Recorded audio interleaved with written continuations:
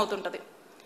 ఇక ఇప్పటి పరిస్థితి ఏంటి, ఈ రాష్ట్ర పరిస్థితి ఏంటి అనేది పక్కన పెట్టి చంద్రబాబు నాయుడు గారు ఎప్పుడు కూడా విజన్ 2047 2057 అని చెప్పేసి ఇక ఏవో ఎలివేషన్లు వేసుకొని ఎక్కడ లేని ప్రెజెంటేషన్లు అన్ని తెచ్చి ఎప్పటి గురించో చెప్తాడు. ఈ రోజు పరిస్థితి ఏంటి, ఈ రోజు ఈ రాష్ట్రంలో పరిస్థితి ఏంటి, రాష్ట్రానికి అవసరమైనటువంటి ప్రాజెక్టులు ఏంటి, ఈ రాష్ట్ర ప్రజలకు ఏం కావాలి, రాష్ట్ర ప్రజల బాధలు ఏంటి, రాష్ట్ర ప్రజలకు కావాల్సినటువంటి అవసరాలు ఏంటి అనే దాని మీద ఏమాత్రం కూడా చంద్రబాబు నాయుడు గారికి చిత్తశుద్ధి ఉండదు.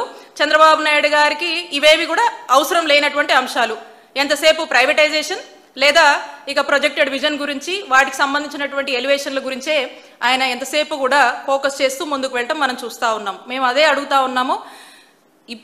ఇప్పుడున్నటువంటి ఈ విశాఖ స్టీల్ ప్లాంట్ ప్రైవేటైజేషన్ అనేటువంటి అంశం గురించి అసలు మీరు చెప్పగానే మీరు ఈ వైట్ ఎలిఫెంట్ అది ఇదని చెప్పేసి మీ ఇన్సైడ్ మీ మైండ్ సెట్లో ఉన్నటువంటి ప్రైవేటైజేషన్ని మీరు రబ్ చేసే పని చేస్తూ ఉన్నారు. అదే మాకు స్పష్టం అవుతా ఉంది. ఎందుకంటే